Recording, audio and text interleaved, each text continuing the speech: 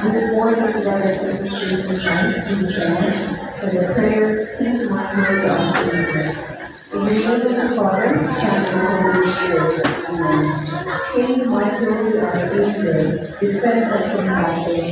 Be our protection against the wickedness and snares of the devil. May God rebuke you in humbly pray. O Prince of heavenly hosts, by the power of God, cast people down Satan, and all evil spirits roaming around the world, seeking the ruin of souls. Amen.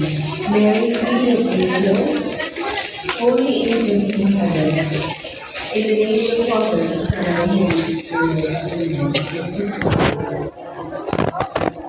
announcement on the new schedule of blessing for religious articles. To highlight the reverence due to the history of the Holy Eucharist, which we celebrate and receive in each Mass, the following changes in the schedule of blessed religious articles and other sacramentals will be implemented beginning on November 1, 2024. The general blessing of religious articles will be done 5 minutes before each Mass in our regular services.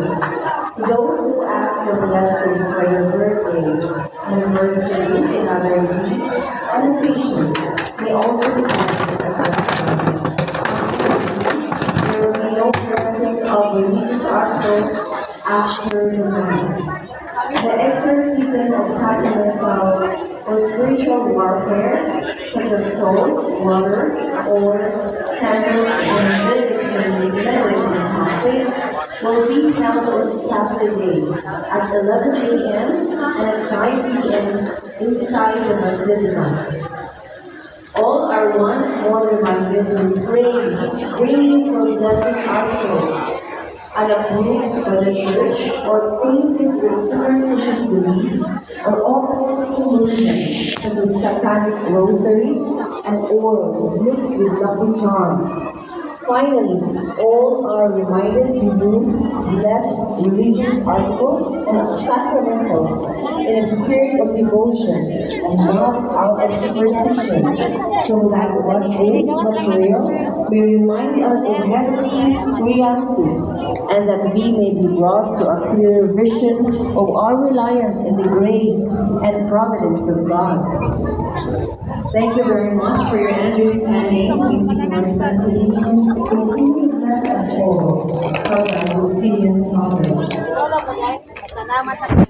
Second, the Basilica is in need of dedicated and passionate individuals to serve as lectors and cantors during weekday morning masses. This is a special opportunity for those who feel called to proclaim the Word of God and lead the congregation in prayer and worship.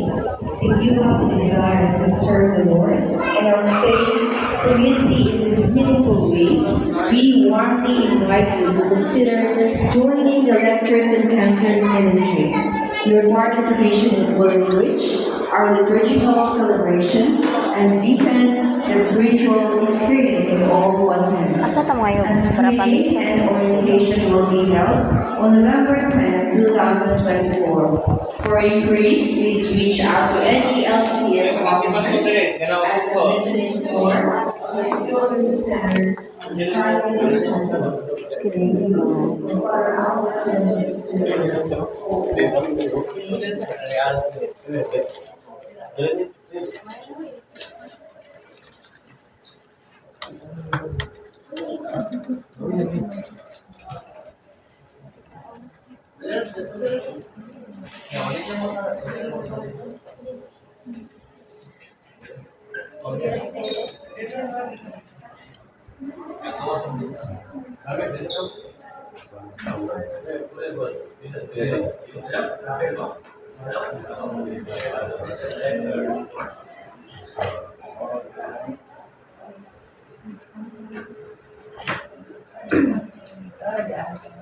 Pilita pa misa, langsung dari nih bangko, di Indonesia.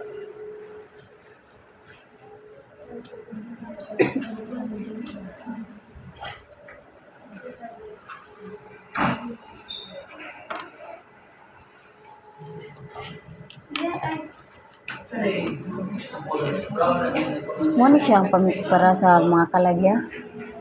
Dili. Hindi ni mao. Kare. Kare. Thank you.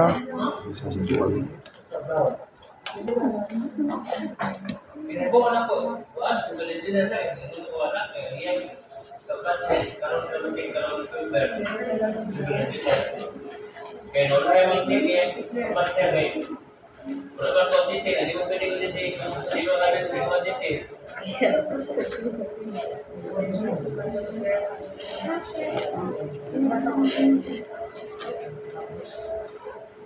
Ada kan sepeda dawet.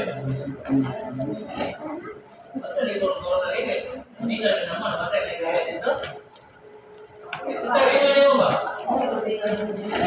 Hah? Asan ni mo ba? Dawet.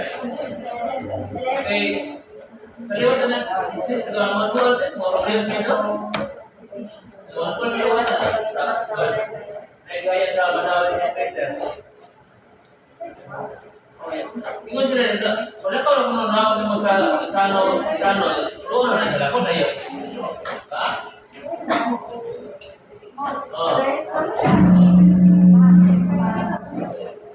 Jadi kalau dia sekian saat kuat itu ada nama dia kalau masa kuat mendawe, boleh kok kah?